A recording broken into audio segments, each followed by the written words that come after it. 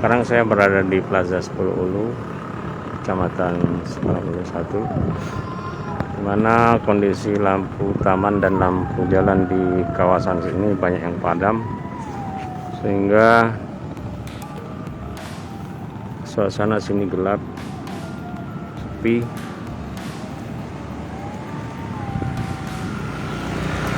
Hanya diterangi dengan lampu rumah warga dan warung warga, sementara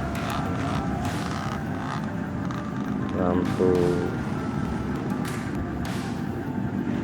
jalan padam, taman juga padam. Sementara lampu dari jembatan Ampera, lihat yang jelas sini cukup gelap. Ini adalah rumah rakit. Inilah contoh dari rumah rakit di Kota Palembang yang terletak di pinggir Sungai Musi. Salah satunya ini. Kondisi air Sungai Musi pada malam ini dangkal.